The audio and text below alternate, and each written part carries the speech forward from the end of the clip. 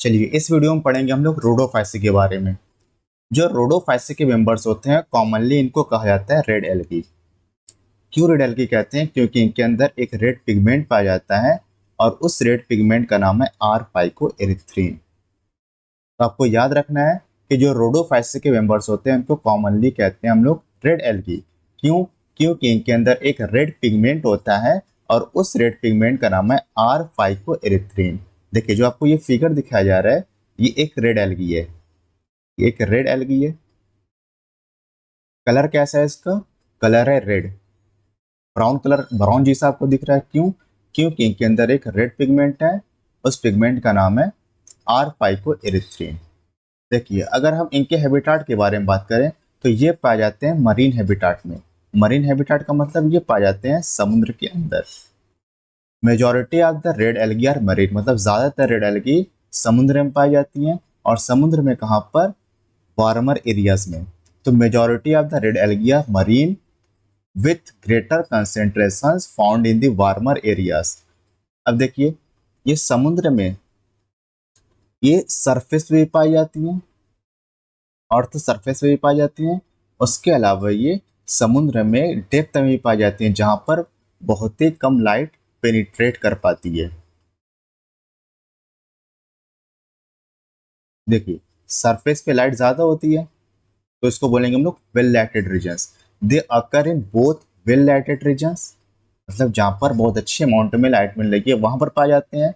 उसके अलावा ये गहराई में डेप्थ में पाए जाते हैं जहाँ पर बहुत ही कम लाइट पेनिट्रेट कर पाती है। They occur in both well lighted regions close to the surface of the earth and also at great depth where little light penetrates, जहाँ पर बहुत ही कम लाइट पेनिट्रेट कर पाती है। देखिए आप यहाँ देख सकते हैं ये डेप्थ में पाए जाने वाला एल्गा है। अगर आप इनके थैलस की बात करें तो इनका जो ज्यादातर जो रेड एल्गी होते हैं इनका जो थैलस होता है वो मल्टी सेलुलर होता है। तो red thalli of most of the red algae are multi cellular, मतलब ज्यादातर रेड एल्गी का थैलस मल्टी सेलुलर होता है। आपने क्लोरोफाइसिन पढ़ा था, आपने क्लोरोफाइसिन में पढ़ा था। दो मेंबर्स मैंने आपको बताए थे कौन कौन से, क्लेमाइडोमोनास, क्लेमाइडोमोनास, उसके अलावा क्लोरेला। ये दोनों कैसे अलगा थे? यूनिसेल्युलर या मल्टी सेल्युलर? ये दोनों एल्गा यूनिसेल्युलर थे। और यहाँ पर जो ज्यादातर रेड एल्गी होती हैं इनका जो थैलस होता है वो मल्टी सेल्युलर होता है। और कुछ रेड एल्गी का बॉडी ऑर्गेनाइजेशन कम्प्लेक्स होता है। Some of them have complex body organisation. देखिए अगर हम स्टोर्ड फूड की बात करें तो यहाँ पर फूड स्टोर होता है फ्लोरिडियन स्टार्च के फॉर्म में। आपने क्लोरोफाइसिन पढ़ा था, क्लोरोफाइसिन फूड किस फॉर्म में स्टोर होता था? क्लोरोफाइसिन में आपने पढ़ा था जो फूड स्टोर होता है वो होता है स्टार्च के फॉर्म में। फिर आपने पढ़ा था फियोफाइसी, फियोफाइसी में जो फूड स्टोर होता है वो होता है लेमिनेरिन एंड मैनिटोल के फॉर्म में। और यहाँ जो फूड स्टोर होता है वो होता है फ्लोरिडियन स्टार्च के फॉर्म में। अगर हम फ्लोरिडियन स्टार्च के स्ट्रक्चर की बात करें तो इसका स्ट्रक्चर सिमिलर होता है अमाइलोपेक्टिन एंड ग्लाइकोजन की। तो आपको याद रखना है कि जो फ्लोरिडियन स्टार्च का स्ट्रक्चर होता है वो अमाइलोपेक्टिन एंड ग्लाइकोजन के सिमिलर होता है। The food is stored as floridean starch which is very similar to amylopectin and glycogen. तो ये पॉइंट आपको अच्छे से याद रखना है कि फूड फ्लोरिडियन स्टार्च के फॉर्म में स्टोर होता है जो कि अमाइलोपेक्टिन और ग्लाइकोजन के सिमिलर होता है स्ट्रक्चर में। चलिए अब बात करते हैं हम लोग रिप्रोडक्शन की। देखिए रिप्रोडक्शन में हमने अब तक आपको तीन तरीके बताए थे, कौन कौन से? Vegetative reproduction, asexual reproduction and sexual reproduction. और हर जगह हमने वेजिटेटिव रिप्रोडक्शन में एक ही चीज बताई, कौन कौन सी? वेजिटेटिव रिप्रोडक्शन होता है फ्रेगमेंटेशन के through. The red algae usually reproduce by vegetatively by fragmentation. तो ये तो आपको याद ही होना चाहिए कि हर जगह वेजिटेटिव रिप्रोडक्शन हो रहा है फ्रेगमेंटेशन के थ्रू। और जो एसेक्सुअल रिप्रोडक्शन होता है वो किसके थ्रू होता है? वो होता है बाय द स्पोर्स। और यहाँ पर जो स्पोर्स होते हैं वो स्पोर्स नॉन मोटाइल होते हैं। तो आपको नॉन मोटाइल याद रखना है। नॉन मोटाइल का मतलब इसमें फ्लैजेला एब्सेंट होगा, इनके अंदर फ्लैजेला एब्सेंट होगा। तो they reproduce asexually bye non motile spores. अगर हम सेक्सुअल रिप्रोडक्शन की बात करें तो वो कैसे होगा, वो होगा by the non motile gametes. तो and sexually by the non motile gametes. Non motile gametes का मतलब फ्लैजेला एब्सेंट होगा। आपने सेक्सुअल रिप्रोडक्शन में 3 टाइप की स्पीसीज पढ़ी थी, कौन कौन सी? Isogamous, anisogamous and oogamous. अब बताइए, जो ओगैमस टाइप का रिप्रोडक्शन था, या जो ओगैमस स्पीसीज थे, उनमें क्या था? ओगैमस स्पीसीज में क्या होता है कि जो फीमेल गैमिट होता है, फीमेल गैमिट जो होता है वो कैसा होता है? वो बड़ा होता था। और कैसा होता है? ये non motile, large and non motile, मतलब स्टैटिक होता है। और जो मेल गैमिट होता है, मेल गैमिट कैसा होता है? मेल गैमिट होता है स्मॉल होता है, और इसके अंदर फ्लैजेला पाए जाते हैं। फ्लैजेला पाए जाएंगे तो ये मोटाइल होता है। तो sexual reproduction is oogamous type. अब बताइए, जब मेल और फीमेल गैमेट आपस में फ्यूज करेंगे तो इसको क्या बोलते हैं? इस प्रोसेस को बोला जाता है फर्टिलाइजेशन।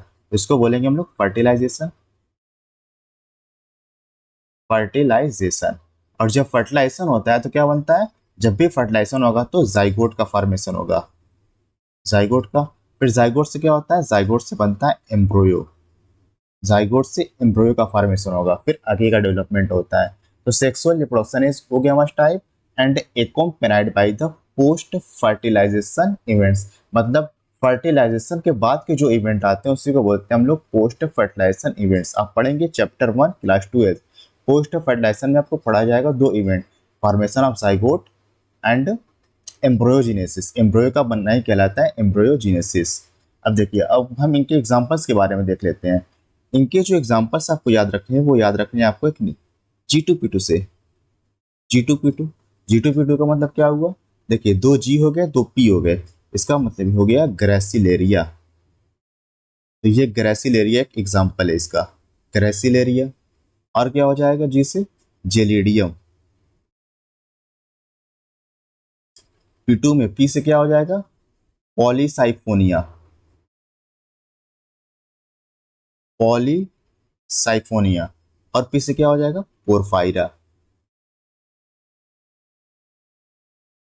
पोरफाइरा।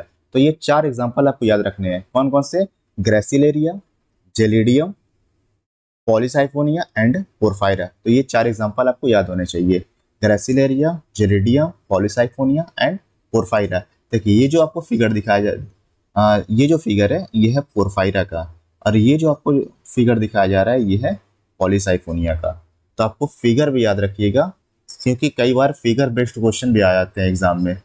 अब तो 2-4 साल से नहीं पूछा जा रहा है, तो अक्सर आते थे, 2-4 क्वेश्चन तो जरूर आते थे figure based.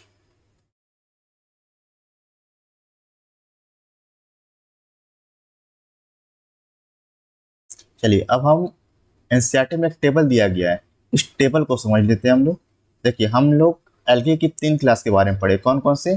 Chlorophyceae, Phaeophyceae and Rhodophyceae. देखिए, यहाँ पे देख लेते हैं क्लासेस कौन कौन सी हमारे पास, क्लोरोफाइसी, थियोफाइसी एंड रोडोफाइसी। और हम इनका कॉमन नेम भी जानते हैं। क्लोरोफाइसी का कॉमन नेम होता है ग्रीन एल्गी, थियोफाइसी का कॉमन नेम होता है ब्राउन एल्गी, एंड रोडोफाइसी का कॉमन नेम होता है रेड एल्गी। तो देखिए, अगर मेजर पिगमेंट की बात करें तो आपने पढ़ा था क्लोरोफाइसी में कौन कौन से पिगमेंट थे? Chlorophyll A and B. Phaeophyceae में कौन से पिगमेंट थे? Chlorophyll A and C. उसके अलावा आपने पढ़ा था कैरोटीनॉइड्स, xanthophyll। और रोडोफाइसी में जो मेजर पिगमेंट होते हैं वो होते हैं क्लोरोफिल ए एंड डी। तो आप याद कैसे करेंगे? देखिए, ए तो सब में कॉमन है, बी सी डी याद कर लीजिए। क्लोरोफाइसी में बी हो जाएगा, थियोफाइसी में सी हो जाएगा, रोडोफाइसी में डी हो जाएगा, A B A C A D. Food store की बात करें तो क्लोरोफाइसी में जो फूड स्टोर होता है वो होता है स्टार्च के फॉर्म में। थियोफाइसी में जो फूड स्टोर होता है वो होता है लेमिनेरिन एंड मैनेटॉल की फॉर्म में। और रोडोफाइसी में जो फूड स्टोर होता है वो होता है फ्लोरिडियन स्टार्च के फॉर्म में। अगर हम सेल वॉल की बात करें तो जो क्लोरोफाइसी में जो सेल वॉल होती है उनमें 2 लेयर थी, कौन कौन सी? एक तो बनी थी सेलुलोज की और दूसरी बनी थी पेप्टोज की। थियोफाइसी में भी 2 लेयर थे, कौन कौन सी? किस चीज की बनी थी? सेलुलोज एंड एल्जीन की बनी थी। अगर हम रोडोफाइसी की बात करें तो रोडोफाइसी में जो सेल वॉल होती है ये बनी होती है सेलुलोज की, पेक्टोज की मतलब पेक्टिन की, एंड पॉलीसल्फेट एस्टर। देखिए ये आपको मेन टॉपिक में नहीं दिया गया, यहाँ दिया गया है, तो आप अच्छे से याद रखिएगा, cellulose, pectin and polysulphate ester. अब हम इनके फ्लैजेला की बात कर लें तो क्लोरोफाइसी में जो फ्लैजेला पाए जाएंगे ये होते हैं 2 से लेकर के 8। उसके अलावा ये होते हैं इक्वल होते हैं, मतलब दोनों फ्लैजेला का साइज या जितने फ्लैजेला पाए जाएंगे सबका साइज इक्वल होता है। और कहाँ पाए जाएंगे ये, टिपिकल मतलब टिप पे पाए जाते हैं। अगर हम फियोफैसी की बात करें, इनके अंदर 2 फ्लैजेला होंगे। फ्लैजेला कहाँ पाए जाते हैं, ये पाए जाते हैं लैटरली। और लैटरली कैसे होते हैं, एक फ्लैजेला बड़ा होता है और दूसरा छोटा होता है। लैटरी का मतलब ये स्पोर की या गैमेट की साइड में पाए जाते हैं। और शेप कैसा होता है स्पोर का, पियोफाइसी में पायरीफॉर्म शेप होता है। गैमेट कैसा था, पायरीफॉर्म था, मतलब पियर शेप थे। फ्लैजेला कितने थे, 2 थे। कैसे थे वो, अनइक्वल थे। देखिए यहाँ पे लिखा गया सब कुछ, 2 अनइक्वल लैटरल। बताइए रोडोफाइसी में कितने फ्लैजेला पढ़े आपने, रोडोफाइसी में फ्लैजेला नहीं होते हैं, तो यहाँ पर एब्सेंट, ये आपको याद रखना है। हैबिटाट के बारे में समझ लेते हैं। जो हैबिटाट क्लोरोफाइसी का होता है ये पाए जाते हैं फ्रेश वाटर में, या फिर पाए जाएंगे ये साल्ट वाटर मतलब मरीन इन्वायरमेंट में, मतलब समुद्र के अंदर पाए जाएंगे। उसके अलावा ये ब्रैकिश वाटर, ब्रैकिश वाटर हम उस वाटर को बोलते हैं जो कि फ्रेश वाटर से ज़्यादा सैलाइन होता है लेकिन मरीन वाटर से कम सैलाइन होता है। फियोफैसी की बात कर लें तो फियोफैसी फ्रेश वाटर में रेयरली पाए जाते हैं, या ब्रैकिश वाटर में पाए जाते हैं एंड साल्ट वाटर में पाए जाते हैं। रोडोफैसी में फ्रेश वाटर कुछ स्पीसीज होती हैं जो कि फ्रेश वाटर में पाई जाती हैं, ब्रैकिश वाटर में कुछ पाए जाते हैं, और ज़्यादातर देखिए मोस्ट लिखा गया यहाँ पे, तो ज़्यादातर स्पीसीज ये साल्ट वाटर में पाई जाती हैं, मतलब जहाँ पर साल्ट का कंसेंट्रेशन हाई होता है वहाँ पाई जाती हैं। तो इस वीडियो में इतना, बाकी पढ़ेंगे हम लोग नेक्स्ट वीडियो में। लेकिन अगर आपने अगर चैनल को सब्सक्राइब नहीं किया तो प्लीज़ आप लोग चैनल को सब्सक्राइब कर लीजिए, ताकि जैसे ही वीडियो अपलोड हो फ़ौरन आपको नोटिफिकेशन मिल जाए। Thank you.